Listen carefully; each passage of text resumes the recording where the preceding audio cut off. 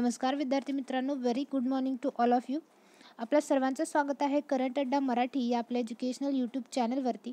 आणि बघा, आज आहे 12 जानेवारी. तर 12 जानेवारीशी रिलेटेड जेवढा काही इम्पॉर्टंट चालू घडामोडी आहेत आणि त्याचबरोबर त्याच्याशी रिलेटेड जेवढा काही GSचा पोर्शन महत्त्वाचा आहे तो आजच्या लेक्चरमध्ये आपण इथे कव्हर करून घेत आहोत.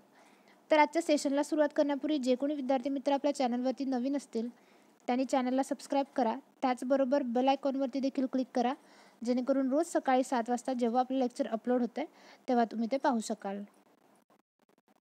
तर आजच्या दिवसातील तुमच्यासाठीचा प्रश्न काय ते पाहूयात.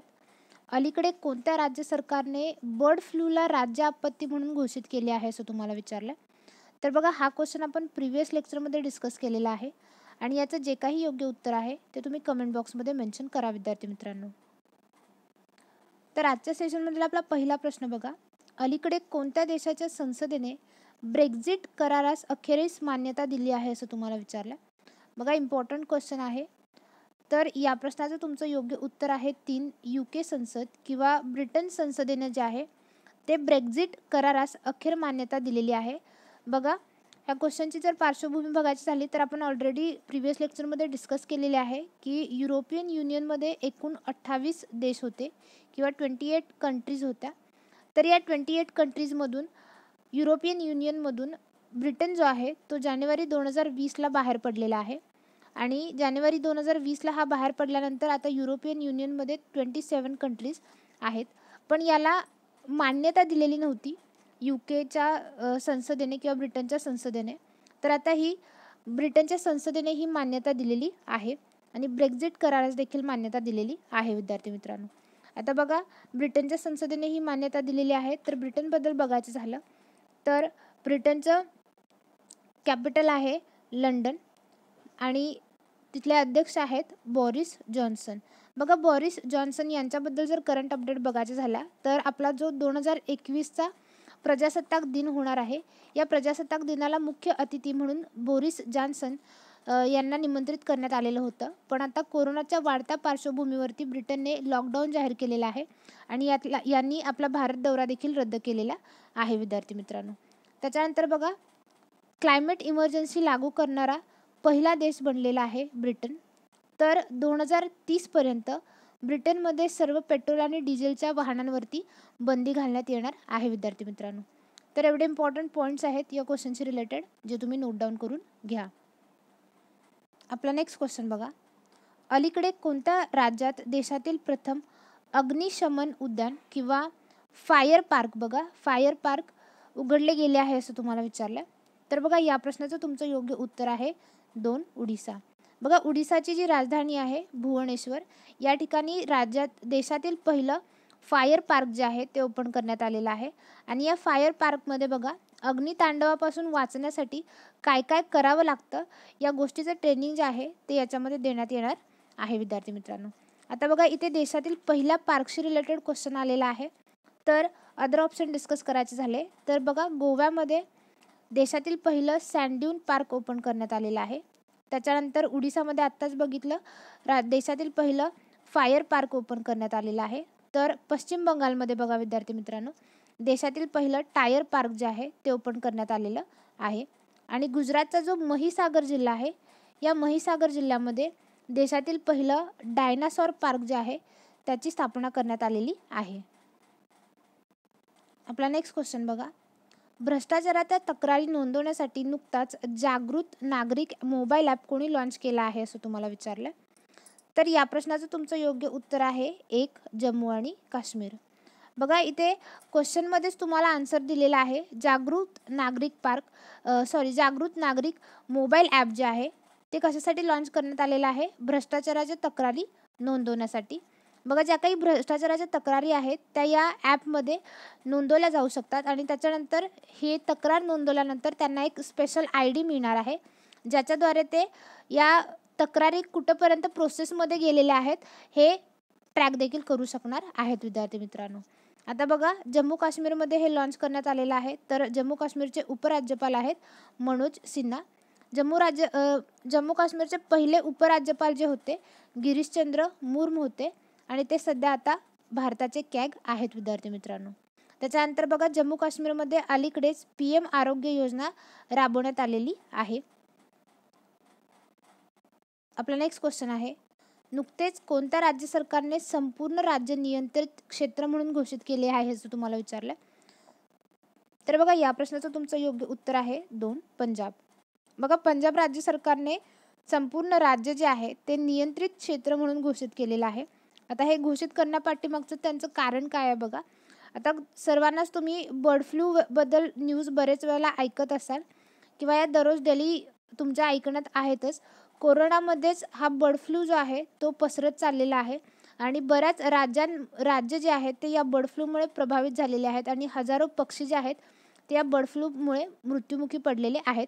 त्यापैकीच एक पंजाब राज्य आहे विद्यार्थी मित्रांनो. तर पंजाबनं काय केलेलं आहे किंवा पंजाब राज्य सरकारने जे आहे ते 15 जानेवारीपर्यंत कोणत्याही प्रकारची कोंबडी किंवा पोल्ट्री मांस किंवा पक्ष्यांच्या आयातींवरती बंदी घातलेली आहे आणि संपूर्ण राज्य जे आहे ते नियंत्रित क्षेत्र म्हणून घोषित केलेलं आहे. आता बघा पंजाबने केलेलं आहे तर पंजाबची राजधानी आहे चंदीगड आणि चंदीगड हे भारतातील पहिलं केरोसिन मुक्त किंवा रॉकेल मुक्त शहर आहे. जर तुम्हाला भारतातील पहिला केरोसिन मुक्त जिल्हा विचारला तर तो आहे गुजरातमधील गांधीनगर हा. बघा पंजाबलाच 5 नद्यांचा संगम असं देखील म्हटलेलं होतं. तर या 5 नद्या कोणत्या आहेत? झेलम, चिनाब, रावी, व्यास आणि सतलज. त्याचबरोबर जर करंट अपडेट बघायचं झाल्या तर 3 कृषी कायद्यांना विरोध करणारा किंवा 3 कृषी कायद्यांच्या विरोधात विधेयक पारित करणारा पंजाब हे पहिलं राज्य आहे विद्यार्थी मित्रांनो. आपला नेक्स्ट क्वेश्चन आहे, सोमालियामध्ये भारताचे नवीन राजदूत कोण बनले आहेत असं तुम्हाला विचारलं. तर बघा आपण बरेच वेळेला डिस्कस करतो राजदूत यांच्याबद्दल. तर जे कॉमनवेल्थ कंट्रीज आहेत किंवा राष्ट्रकुल देश आहेत या राष्ट्रकुल देशांमध्ये उच्च आयुक्त किंवा हाय कमिशन नियुक्त केले जातात. तर ज्या नॉन कॉमनवेल्थ कंट्रीज आहेत त्यांच्यामध्ये राजदूतची नियुक्ती केली जाते विद्यार्थी मित्रांनो. तर सोमालियामध्ये भारताचे नवीन राजदूत म्हणून वीरेंद्र कुमार पॉल यांची नियुक्ती करण्यात आलेली आहे किंवा हे नवीन राजदूत बनलेले आहेत सोमालियामध्ये भारताचे. तर बघा वीरेंद्र कुमार पॉल जे आहेत ते 1991च्या बॅचचे IFS अधिकारी आहेत. आता सोमालियाचे बनलेले आहेत नवीन राजदूत. तर बघा सोमालियाची राजधानी आहे मोगादिशू आणि चलन बघायचं झालं तर ते आहे सोमालियन शिलिंग. त्याच्यानंतर आता इथे राजदूतशी रिलेटेड क्वेश्चन आलेला आहे. तर अदर ऑप्शन डिस्कस करायचे झाले तर बघा तरनजीत सिंग सिंधू हे USA भारताचे राजदूत आहेत. तर मोनिका मेहता जे आहेत त्या स्वित्झर्लंडमध्ये भारताचे राजदूत आहेत. तर राहुल श्रीवास्तव हे रोमानियाचे नवीन राजदूत बनलेले आहेत विद्यार्थी मित्रांनो. आपला नेक्स्ट क्वेश्चन बघा, कोणत्या राज्याने अलीकडेच सरकारी कार्यालयांना ग्रीन टॅग देण्याची घोषणा केली आहे असं तुम्हाला विचारलं. तर या प्रश्नाचं तुमचं योग्य उत्तर आहे 3, केरळ. बघा केरळने काय केलेलं आहे, जेवढे काही सरकारी कार्यालय आहेत केरळमध्ये त्या सर्वांना ग्रीन टॅग देण्याची घोषणा केलेली आहे. आता बघा केरळने ही घोषणा केलेली आहे. तर हे जे मॅपमध्ये तुम्हाला दिसते ते आहे केरळ, ज्याचे शेजारील राज्य बघा तमिळनाडू आणि कर्नाटक आहेत. तर बघा पश्चिमेला अरबी समुद्र आणि दक्षिणेला हिंदी महासागर आहे. त्याच्यानंतर केरळला जो राज्याचा दर्जा मिळाला तो मिळाला 1956ला. तर राजधानी तिरुअनंतपुरम आहे आणि राज्यपाल आहेत श्री आरिफ मोहम्मद खान. तर मुख्यमंत्री आहेत श्री पिनराई विजयन जे की CPIM या पक्षाचे मेंबर आहेत. तर बघा CPIM हा एक मान्यताप्राप्त राष्ट्रीय पक्ष आहे आणि असे भारतामध्ये 8 मान्यताप्राप्त राष्ट्रीय पक्ष आहेत. तर याच्यावरती बरेच वेळेला तुम्हाला परीक्षेला प्रश्न विचारले जातात. तर हे इम्पॉर्टंट आहे, याच्याशी रिलेटेड बघूया आपण. बघा भारतीय जनता पार्टी 1980ला स्थापना झालेली आहे. जगत प्रकाश नड्डा हे त्याचे अध्यक्ष आहेत. भारतीय राष्ट्रीय काँग्रेस 1885 सोनिया गांधी अध्यक्ष आहेत. राष्ट्रवादी काँग्रेस पार्टी 1999 शरद पवार अध्यक्ष आहेत. बहुजन समाज पार्टी 1984 मायावती या अध्यक्ष आहेत. भारतीय कम्युनिस्ट पार्टी 1925 D राजा अध्यक्ष आहेत. तर भारतीय कम्युनिस्ट पार्टी मार्क्सवादी 1964ला स्थापना झालेली आहे. सीताराम येचुरी हे त्याचे अध्यक्ष आहेत. तर ऑल इंडिया तृणमूल काँग्रेस 1998 ममता बॅनर्जी अध्यक्ष आहेत आणि नॅशनल पीपल्स पार्टी ही अलीकडेच म्हणजे 2013ला स्थापन झालेली आहे आणि कोनाड संगमा हे त्याचे अध्यक्ष आहेत. बघा विधानसभेमध्ये 141, लोकसभेमध्ये 20 तर राज्यसभेमध्ये 9 मेंबर आहेत केरळचे. HDI नुसार केरळचा पहिला क्रमांक लागतोय, इम्पॉर्टंट आहे. 36वा बिहारचा, म्हणजे लास्टच्या नंबरवरती बिहार आहे, तर 15व्या क्रमांकावरती आपला महाराष्ट्र आहे विद्यार्थी मित्रांनो. सर्वाधिक उंचीचं शिखर विचारलं गेलं केरळमधील, तर ते आहे अन्नायमुडी, 2695 मीटर इतकी उंची आहे. तर केरळची जी किनारपट्टी आहे तिला मलबार किनारपट्टी असं म्हणतात, जी 580 किलोमीटरची आहे.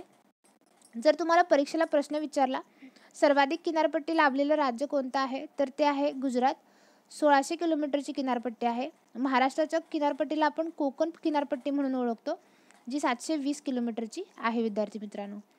नेक्स्ट बघायचं झालं राष्ट्रीय उद्याने, तर इरविकुलम, सायलेंट व्हॅली, पंपाडोमू शोला, मथिकेटन शोला, अनमुडी शोला ही काही महत्त्वाची राष्ट्रीय उद्याने आहेत. तर व्याघ्र प्रकल्प बघा, पेरियार आणि परबिकुलम 2 महत्त्वाचे व्याघ्र प्रकल्प आहेत केरळमध्ये. पर्यटन स्थळं कोलम, वर्कला आणि चेराई ही समुद्रकिनारी आहेत, हे महत्त्वाचे आहेत. आणि करंट अपडेट बघायचं झाल्या तर करंट अपडेट इम्पॉर्टंट आहेत, नोट डाऊन करून घ्या. बघा, केफोन प्रोजेक्ट गरिबांना मोफत इंटरनेट कनेक्शन प्रोव्हाइड करण्यासाठी, कर्मी बोट कोविड पॉझिटिव्ह रुग्णांसाठी, तर प्रतीक्षा ही भारतातील पहिली समुद्री ॲम्ब्युलन्स देखील केरळमध्ये लॉन्च करण्यात आलेली आहे. नाव लक्षात ठेवा, इम्पॉर्टंट आहे. त्याच्यानंतर बघा, ब्रेक द चेन कार्टून अभियानाची सुरुवात देखील केरळमधून झालेली आहे. तिरुअनंतपुरममध्ये भारतातील पहिलं स्पेसटेक पार्क ओपन करण्यात आलेलं आहे. त्याच्यानंतर भाजीपाल्याची MSP म्हणजेच दर निश्चित करणारं पहिलं राज्य जे आहे ते केरळ बनलेलं आहे. आणि भारतातील पहिलं डिजिटल एज्युकेशन प्रोव्हाइड करणारं राज्य देखील केरळच आहे विद्यार्थी मित्रांनो. बघा, इंडियन वुमन ट्रेड सेंटरची स्थापना केरळमध्ये करण्यात आलेली आहे. तर केरळच्या पहिल्या महिला DGP बनलेल्या आहेत R श्रीलेखा. त्याच्याबरोबर बघा, भारतातील पहिला पूर्ण साक्षर शहर जे आहे ते केरळमधील कोट्टायम आहे. आणि तुम्हाला पहिला साक्षर जिल्हा जर विचारला तर तो देखील केरळमधलाच एर्नाकुलम आहे. त्याच्यानंतर केरळच्या मुख्य न्यायालयाचे मुख्य न्यायाधीश आहेत, उच्च न्यायालयाचे मुख्य न्यायाधीश आहेत S मणिकुमार. तर एवढ्या इम्पॉर्टंट फॅक्ट्स आहेत केरळबद्दल, ज्या तुम्ही नोट डाऊन करून घ्या. आपला नेक्स्ट क्वेश्चन आहे, अलीकडेच आंतरराष्ट्रीय मोनोलिथ कॉन्फरन्स एज्युकॉन 2020 कोणी सुरू केला आहे किंवा याचा शुभारंभ कोणी केला आहे असं तुम्हाला विचारलं. तर या प्रश्नाचं तुमचं योग्य उत्तर आहे 2, रमेश पोखरियाल यांनी आंतरराष्ट्रीय मोनोलिथ कॉन्फरन्स एज्युकॉन 2020चा शुभारंभ केलेला आहे विद्यार्थी मित्रांनो.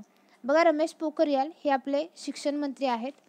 आणि या जर एज्युकॉनची थीम बघायची झाली तर थीम इम्पॉर्टंट आहे, काय दिलेली आहे, envisioning education for transforming youth to restore global peace. पुन्हा एकदा सांगते बघा, envisioning education for transforming youth to restore global peace हे या कॉन्फरन्सची थीम आहे, इम्पॉर्टंट थीम आहे, जी तुम्ही नोट डाऊन करून घ्या विद्यार्थी मित्रांनो. तर आजचं सेशन संपण्यापूर्वी तुमचा लास्ट डे क्वेश्चन का होता ते पाहूयात. नुकतेच CCTV पाळत ठेवण्यात जगात अव्वल कोण ठरला आहे असं तुम्हाला विचारलं होतं.